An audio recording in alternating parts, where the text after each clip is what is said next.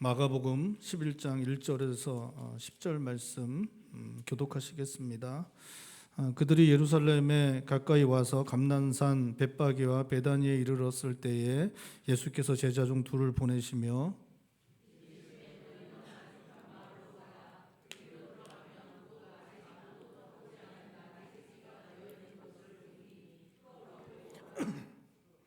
만일 누가 너희에게 왜 이렇게 하느냐 묻거든 주가 쓰시겠다 하라. 그리하면 즉시 이리로 보내리라 하시니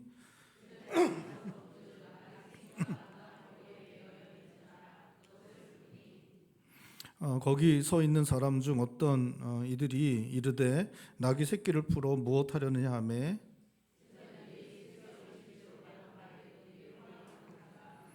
나귀 새끼를 예수께로 끌고 와서 자기들의 겉옷을 그 위에 얹어 놓음에 예수께서 타시니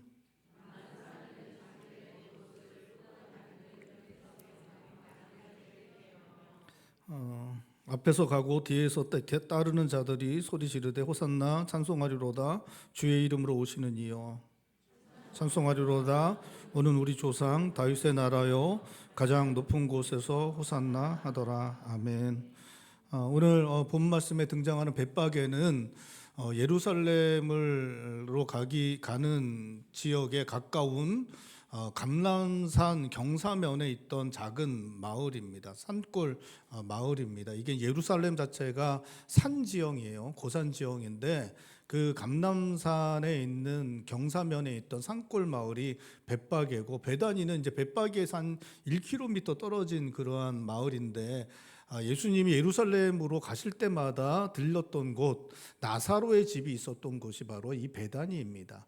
예수님이 이제 예루살렘으로 올라가시다가 벳바게와 베다니에 이르렀을 때에 나귀 새끼를 타고 예루살렘으로 들어가시려고 제자들을 맞은편 마을로 보냈다라고 그렇게 성경은 말씀하고 있습니다.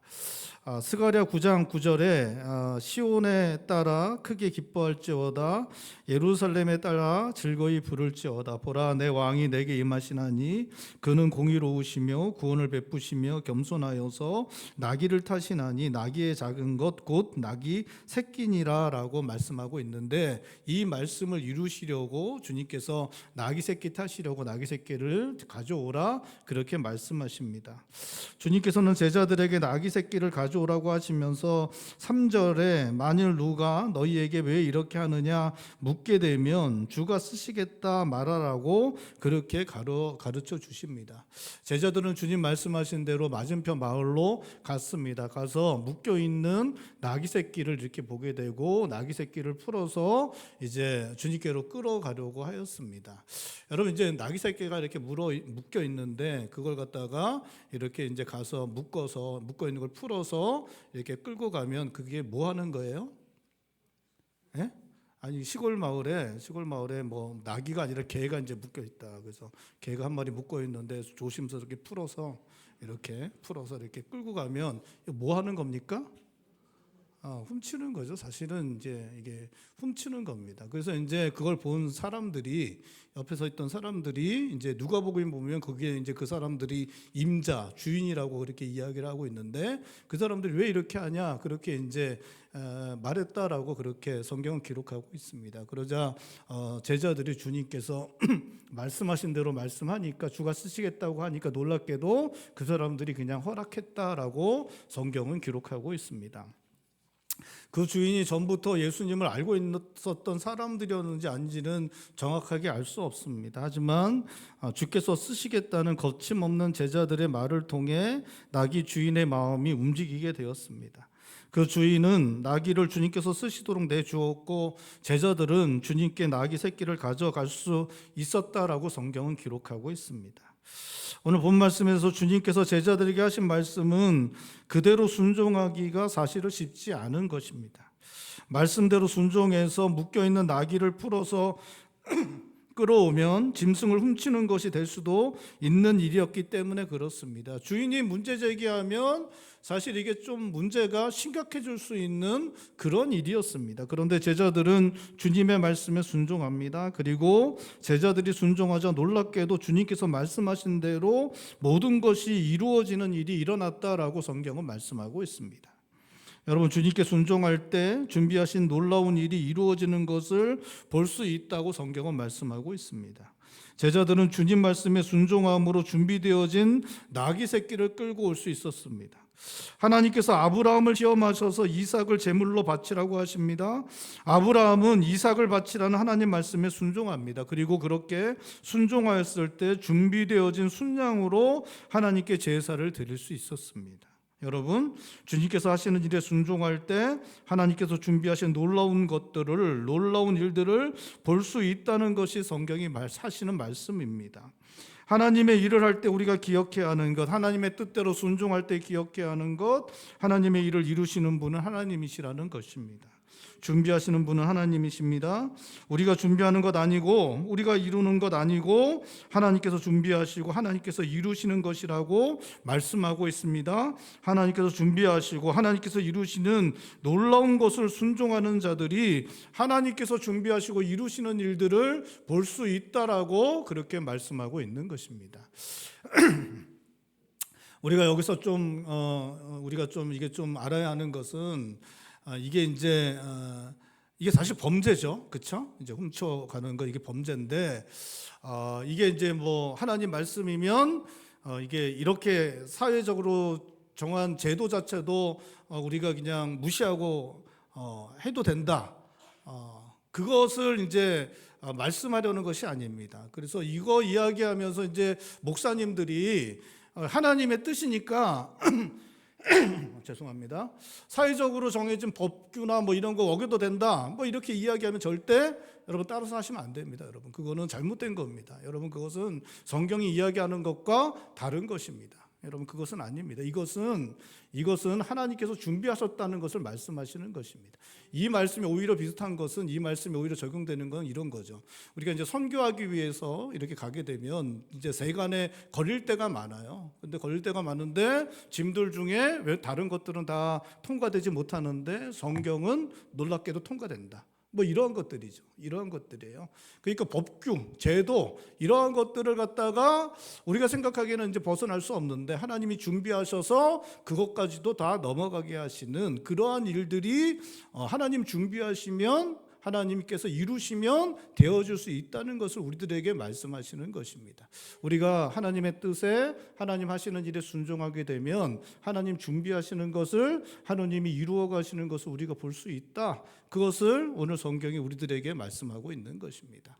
아브라함이 도무지 이해할 수 없었던 아들을 바치라는 그 하나님의 뜻에 순종하였을 때 하나님께서 그 이루시는 일들, 준비하신 여호와의 이레의 그 놀라운 일들을 본 것처럼 그러한 일들이 우리 가운데 일어날 수 있다. 오늘 성경이 우리들에게 또다시 한번 주님께서 그 나귀 새끼를 준비시키시는 그 일들을 통해 우리들에게 말씀하시고 있는 것입니다. 여러분, 우리가 살아갈 때 대부분 하는 일들, 많은 일들은 믿음으로 하는 것입니다. 여러분, 결혼은 뭐로 하는 거예요? 사랑으로 하는 겁니까? 믿음으로 하는 겁니까? 결혼은 사랑으로 하는 게 아니라 믿음으로 하는 거죠. 제가 일부 예배 때 우리 교사들을 많이 하니까 청년들이 좀 있거든요. 그래서 청년들이 있어서 결혼은 믿음으로 하는 겁니다. 그랬더니 아멘을 결혼한 분들만 하더라고요. 청년들은 안 하고. 여러분, 결혼은 사랑으로 하는 게 아니라 믿음으로 하는 거죠. 뭐 사랑도 필요하죠. 근데 믿음으로 하는 것입니다. 여러분, 남편을, 또 아내가 될 사람을 어떻게 해요? 사랑하게 하기 때문에 하는 것이기도 하지만 믿음으로 하는 거죠. 믿음으로 하는 겁니다. 여러분, 자녀들을 우리가 뭘로 길러내는 겁니까? 자녀도 믿음으로 길러내는 거예요. 여러분, 세상이 가르치는 대로 길러내는 게 아니라, 세상이 이야기하는 대로 길러내는 게 아니라, 하나님의 백성들은 하나님의 뜻을 믿는 믿음으로 자녀들을 길러내는, 하나님의 뜻을 믿는 믿음으로 결혼하고, 믿음으로 자녀들을 길러내고, 믿음으로 가정을 세우고, 믿음으로 직장을 다니는 거고, 믿음으로 우리 인생을 살아내는 것입니다. 믿음으로 우리의 노년을 주님께 맡기는 것이죠. 우리의 인생을 주님께 맡기는 것입니다. 그 믿음으로 믿음으로 하나님의 뜻을 따라 우리의 인생의 길을 우리가 걸어가는 것입니다. 하나님의 뜻을 따라 하나님께서 하실 것을 믿고 믿음으로 우리가 믿음의 발걸음을 내딛는 것입니다. 그렇게 믿음으로 내딛으면 그 하나님의 뜻을 따라 순종하는 자들에게 그 모든 것들 하나님 준비하시고 하나님 이루신다라고 그렇게 말씀하고 있는 것입니다. 우리의 상식으로 우리의 이성으로는 이해 안 되지만 받아들일 수 없는 일도 일어나게 되지만 모든 것 하나님 준비하신다. 하나님 이루신다. 그것을 믿는 믿음으로 하나님의 뜻을 따라 순종하고 하나님 하시는 일 따라가야 한다 말씀하고 있는 것입니다. 사랑하는 성도 여러분, 하나님을 믿으십시오. 여러분, 하나님을 믿으십시오. 하나님께서 준비하시고 이루신다는 걸 믿고 하나님의 뜻을 따라 믿음의 발걸음을 내딛고 그 인생을 살아가실 수 있는 성도님들 되셔서 하나님께서 준비하신 것, 하나님께서 이루신 것 보실 수 있는 성도님들 되시기를 주님의 이름으로 축원드립니다. 주님은 제자들이 끌고 온 나귀 새끼를 타고 예루살렘으로 들어가시고 있습니다. 제자들은 나귀 새끼를 끌고 와서 주님께서 나귀 새끼 위에 타시도록 그 위에 자기들의 겉옷을 걸쳐 놓았습니다. 주님께서는 그 위에 타시고 예루살렘으로 가시는데 사람들은 기뻐하며 큰 소리로 하나님을 찬양했습니다. 9절과 10절인데 우리 9절과 10절 말씀 다시 한번 읽어볼까요? 9절과 10절입니다. 앞에서 가고 뒤에서 따르는 자들이 소리 지르되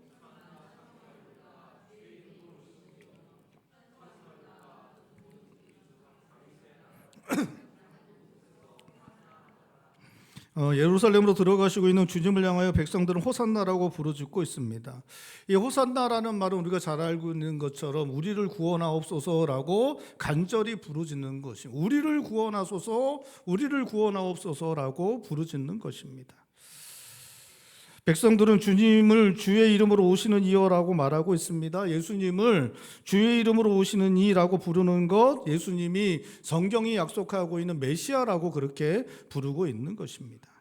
오는 우리 조상 다윗의 나라여라는 메시아이신 주님이 이스라엘이 가장 강성한 나라였던 다윗의 때의 나라를 재건하여 주기를, 다윗이 다스리던 때의 나라로 회복되기를 간구하고 있는 것입니다.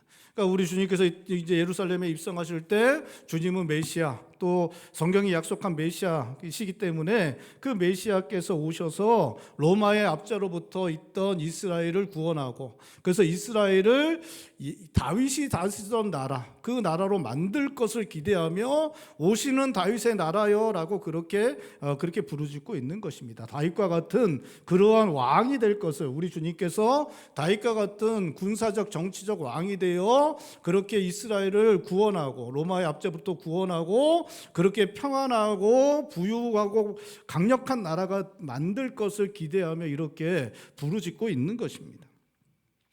이스라엘 백성들은 예수님을 메시아라 부르며 로마의 지배 아래 있는 자신들을 구원하여 달라고 호산나라고 부르고 있지만 주님은 이스라엘 백성들이 생각하던 메시아와는 다른 메시아였습니다. 나귀 새끼를 타신 예수님은 이스라엘 백성들이 생각하던 정치적 군사적 메시아의 모습과는 거리가 있어 보이는 것이었습니다. 주님께서 나귀 새끼를 타셨는데 나귀 새끼를 타는 것은 불편한 것이었고 볼품없어 보이는 것이기도 하였습니다. 여러분, 이게 이제 요것과 좀 비슷한 게 어떤 거냐? 우리 아이들이 이제 교회에 올 때 뭐 세발 자전거를 한번 갖고 왔다고 생각해 보세요. 우리 유치부 아이들이 세발 자전거를 갖고 왔는데 제가 그 세발 자전거 한번 타보겠다고 그래서 그 세발 자전거를 타고 이렇게 우리 그 교회 앞에 이쪽에 우리가 막 타고 간다고 생각해 보십시오, 여러분. 그거 보면 여러분 어떻게 생각해요? 제가 만약에 세발 자전거를 타고 이렇게 간다고 하면 여러분들 어떻게 생각하시겠습니까? 우리 목사님이 문제가 있구나, 뭐 그렇게 생각하면서 저를 바라보시겠죠. 그것과 이게 이제 사실 좀 비슷한 거예요. 이게 나귀 새끼를 탔다는 게 그것과 이제 거의 비슷한 것입니다. 여러분, 나귀 새끼를 타는 거는 세발 자전거를 타는 것만큼 좀 불편한 것입니다. 여러분, 말들은 어떻게 해야 탈 수 있냐면 길을 들여야 돼요. 길들이지 않은 말 탔다가는 큰일 나죠, 그렇죠? 그래서 이제 카우보이 같은 사람들이 말을 길들이잖아요. 이렇게 길들이는 일들을 합니다. 훈련을 시켜야 됩니다. 근데 오늘 본 말씀에 나귀 새끼는 한 번도 태워보지 않은, 짐을 실어보지 않은 그런 나귀 새끼라고 성경은 기록하고 있습니다. 그리고 좀 작죠. 작은 거를 타는 거는 되게 좀 불편한데 작은 데다가 이 나귀 새끼는 짐을 실어본 적이 없습니다. 그래서 짐승이 자기 등에다가 짐을 실어보지 않은 짐승이 자기 등에 뭔가를 탄다는 것은 되게 이제 싫은 그런 것이기 때문에 이걸 다 밀쳐내려고 할 수밖에 없습니다. 그런 나귀 새끼를 주님께서 타신 거죠. 작고 또 아무것도 태워본 적이 없는 훈련되지 않은 그러한 짐승이기 때문에 타는 것 자체가 너무나 불편할 수밖에 없습니다. 그리고 이게 얼마나 볼품없는 것입니까? 여러분, 예수님이 등치가 이렇게 좋으신 분이었어요. 그래서 예수님이 목수하셨잖아요. 목수. 그래서 아주 등치가 크고 이렇게 거친 남성미가 드러나는 그러한 분이셨습니다. 이게 캐톨릭에서 그려낸 성화들 보면 예수님이 되게 이제 좀 있어 보이잖아요. 그렇죠? 좀 이렇게 막 그런데 예수님이 그런 분이 아니셨어요. 그런 분이셨으면 로마의 군병들과 대제사장들과 장로들이 겟세마네 동산에 주님 계셨을 때 찾아가면 단박에 진짜 성화처럼 그렇게 생겼었으면 단박에 알아봤겠죠. 근데 예수님이 어부들과 거의 동일한 모습을 하고 계셨어요. 동일한 옷도 부터 시작해갖고 이게 좀 그렇죠. 그런 거의 비슷한 그런 모습을 하고 계셨기 때문에 다를 게 거의 없었어요. 그래서 예수님이 사실 등치도 좋으시고 이렇게 건장한 그러한 30대 남자였기 때문에 그러한 30대 남자가 그 작은 나귀 새끼를 탄다는 것 상상해 보면 이게 사실은 좀 동물 학대처럼 여겨질 수 있는 그런 부분도 있었습니다. 오늘처럼 동물 보호 단체가 사실은 한마디 할 수 있는 그러한 상황이 이제 펼쳐지고 있었습니다. 그러니까 이제 너무 불편하고 이게 볼품도 너무 없습니다. 이게 이제 좀 말이라든가 좀 큰 낙이라든가 이런 걸 좀 탔으면 좀 편안하고 또 보기에도 좀 좋았을 텐데 주님은 말은 둘째치고라도 큰 낙이도 안 타시고 이렇게 좀 타면 너무나 불편하고 또 볼품까지 없는 작은 나귀 새끼를 이렇게 탔다라고 그렇게 성경은 말씀하고 있습니다. 주님께서 이렇게 작은 나귀 새끼를 탄 것은 주님께서 평화의 왕이심을 보여주시기 위해서 탄 것입니다. 그러니까 그 당시에 왕들은 전쟁이 나면 뭐를 타요? 백마.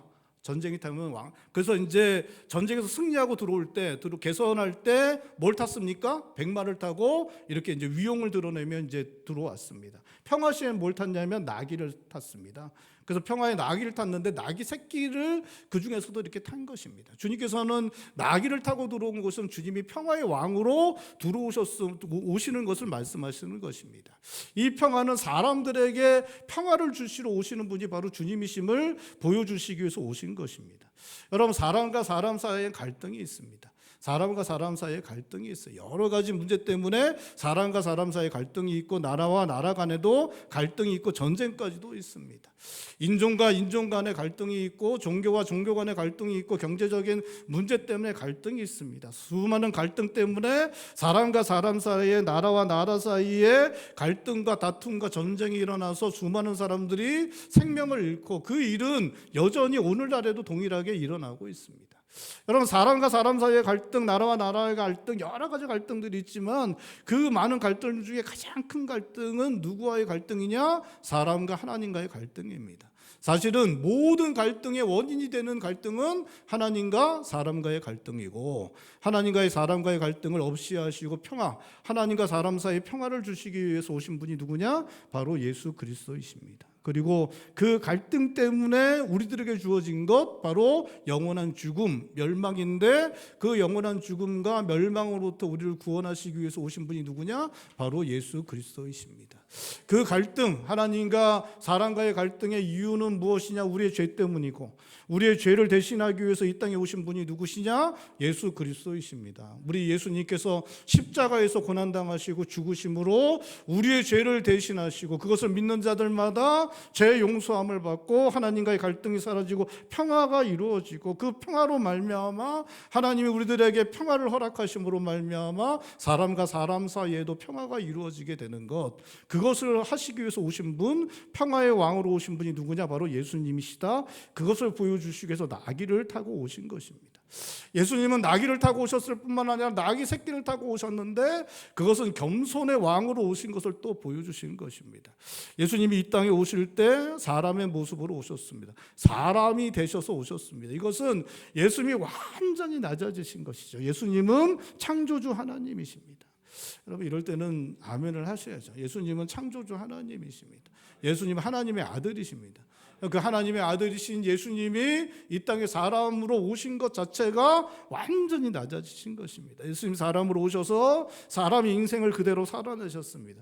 사람이 당하는 모든 고초, 어려움, 고난, 모든 것들을 감당해내시고 사람이 당할 수 있는 가장 악한 곳까지 주님께서 가셨습니다. 사람이 당하는 가장 고통스러운 곳까지, 사람이 당할 수 있는 가장 비참한 자리까지 내려가셨어요. 십자가의 자리까지 내려가신 분이 바로 예수님이십니다. 그 모든 것들, 그 겸손의 왕으로 오신 것들을 드러내시기 위해서 나귀 새끼를 타신 것으로 성경은 우리들에게 말씀하고 있는 것입니다.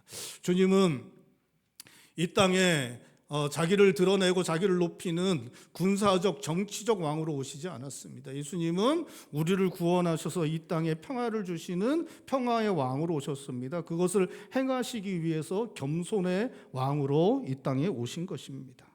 오늘 본 말씀에 평화의 왕으로 겸손의 왕으로 예루살렘에 입성하시는 주님을 향하여 이스라엘 백성들은 로마 제국의 압제로부터 백성의 삶을 생각하지 않는 자기들의 욕심만을 생각하던 헤롯 왕의 통치로부터 구원하여 주기를 바라며 호산나 외치고 있습니다. 그들은 그 당시에 이스라엘 백성들의 삶은 너무나 힘들었습니다. 너무나 고통스러웠습니다.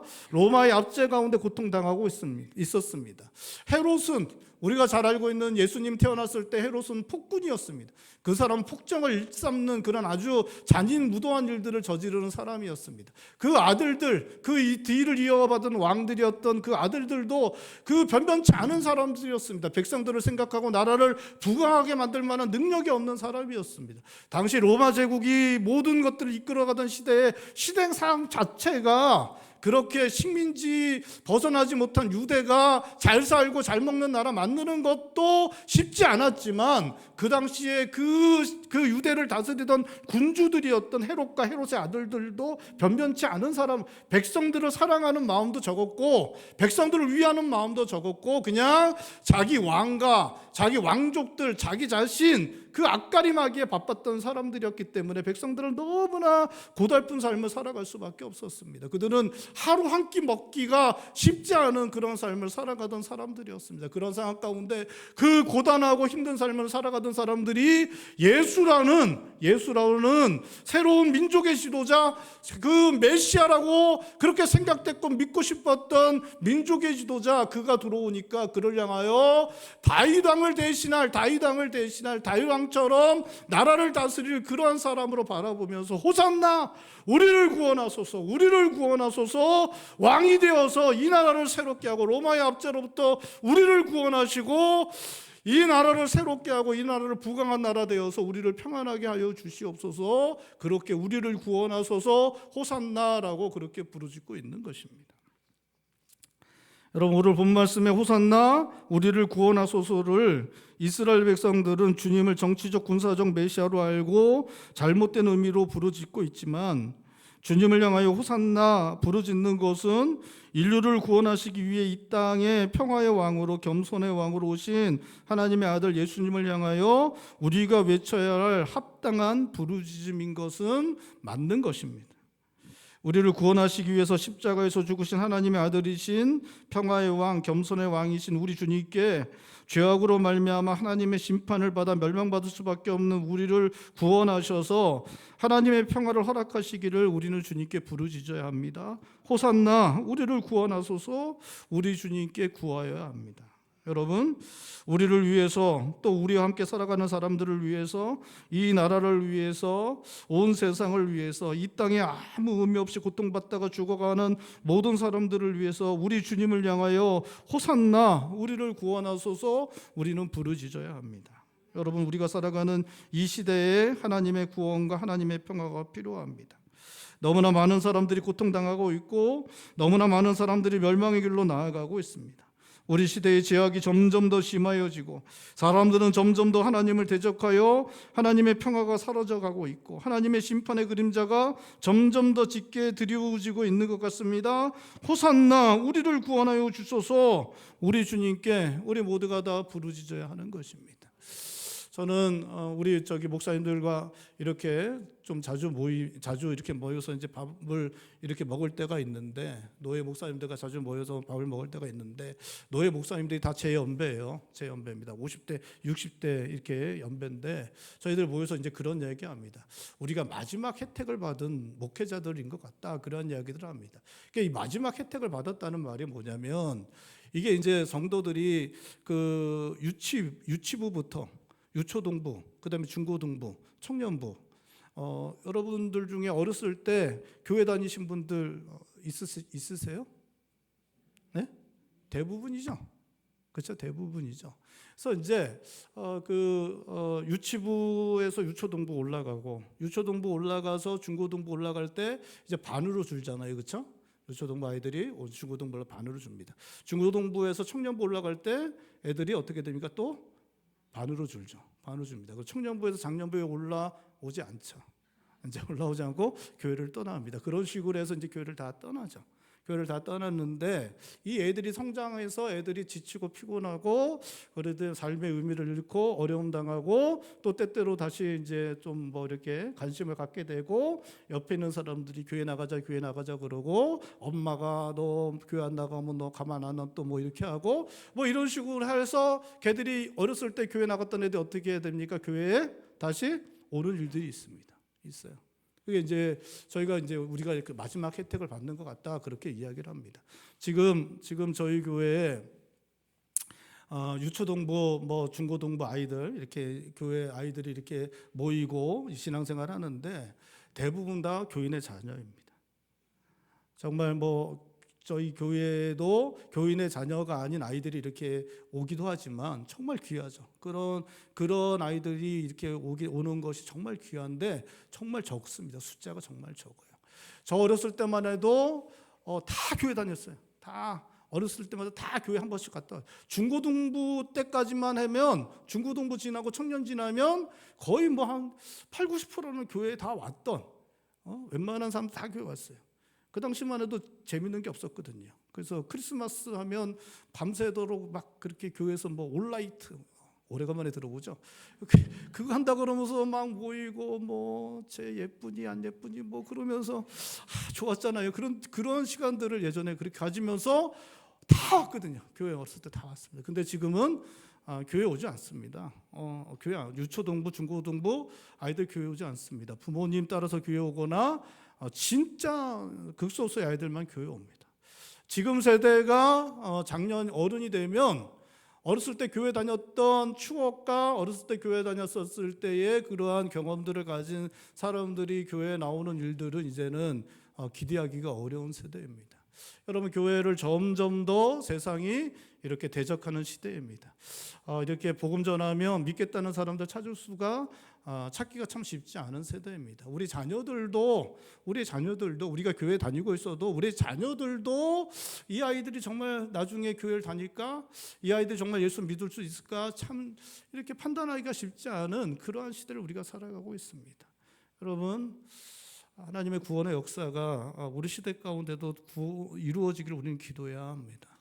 하나님, 우리 시대도 긍휼히 여겨 주셔서 우리를 구원하여 주시옵소서. 우리가 기도해야 합니다. 여러분, 우리를 구원하여 주셔서 하나님께 기도해야 됩니다. 우리의 자녀들을 구원하여 주시옵소서 기도해야 됩니다. 이 악한 세대, 구원의 일들이 도무지 일어나지 않을 것 같은 이 세대, 하나님 불쌍히 여기사 구원의 일을 우리 시대 가운데도 이 한국 땅 가운데 보게 하여 주시옵소서. 우리가 기도해야 합니다. 하나님, 지진과 전쟁과 정말 너무나 많은 그러한 악한 일들로 말미암아 너무나 많은 사람들이 고통 가운데 있는 이 세계 가운데 하나님 구원의 일들을 허락하여 주셔서 하나님의 평화가 임하게 하여 주시옵소서. 우리가 기도해야 합니다. 호산나 다윗의 자손이여, 우리를 구원하소서. 이 기도가 우리의 부르짖음이 되어야 됩니다. 우리의 기도가 되어야 하는 것입니다. 사랑하는 성도 여러분, 오늘 종료주일 이후로 주님 고난당하신 고난주간이 시작됩니다. 우리를 위하여 크신 고난당하시고 십자가에 달려 돌아가신 우리 주님, 온 인류를 구원하시기 위해서 그렇게 고난당하신 것 기억하고, 우리를 위하여, 우리와 함께 살아가는 사람들을 위하여, 이 땅 고통당하는 사람들과 죽어가는 사람들을 위하여, 우리가 살아가는 이 시대를 위하여 주님께 호산나, 우리를 구원하소서 부르짖으시는 성도님들 되실 수 있기를 바랍니다. 우리를 구원하소서 호산나의 부르짖음을 들으시고 우리를 구원하시는 하나님의 놀라운 은혜가 이 시대 가운데 넘쳐날 수 있기를 주님의 이름으로 축원드립니다. 저는 이렇게 목회를 하면서 이게 성도님들 또 성도님들의 가정들을 위해서 기도하면서 제가 할 수 있는 게 아무것도 없구나라는 생각할 때가 너무나 많습니다. 하나님이 하시지 않으면 정말 할 수 있는 것이 아무것도 없구나, 그렇게 생각할 때가 너무나 많습니다. 여러분, 우리를 불쌍히 여겨 주시옵소서. 우리를, 또 우리의 자녀들을, 우리의 가정을, 우리의 교회를, 이 시대를, 이 세상을 불쌍히 여겨 주시옵소서. 하나님 구원하여 주시옵소서. 호산나, 다윗의 자손으로 오시는 주여, 그 부르짖는 한 주간이 되실 수 있길 바랍니다. 이제 고난주간 우리가 시작되는데, 고난주간은 이렇게 종료주의를 허락하시고 고난주간을 허락하시고 부활주의를 허락하시는 것은 우리들에게 또 한 번의 기회를 허락하시는 것입니다.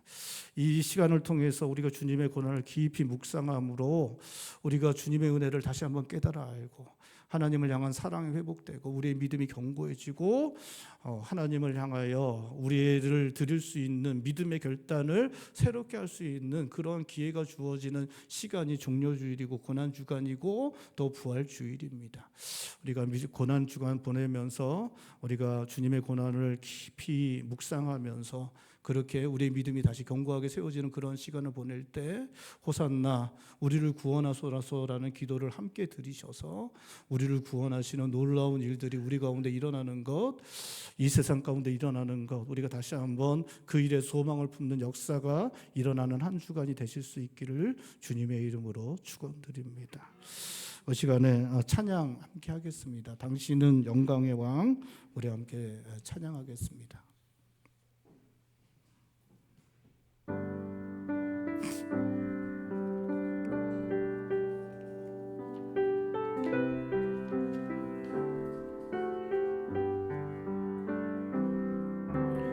당신은 영광의 왕, 당신은 평강의 왕, 당신은 하늘과 땅의 주, 당신은 정의의 아들, 천사가 무릎 꿇고 예배하고 찬송하네.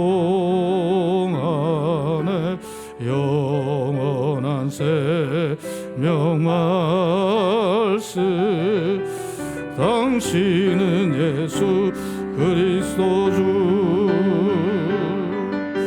호산나 다윗의 자손께, 호산나 왕 중의 왕,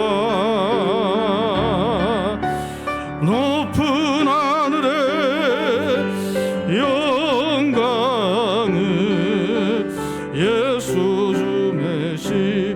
호산나 다윗의 자손께, 호산나 다윗의 자손께, 호산나 왕 중의 왕, 높은 하늘의 영광을 예수 주 메시아네.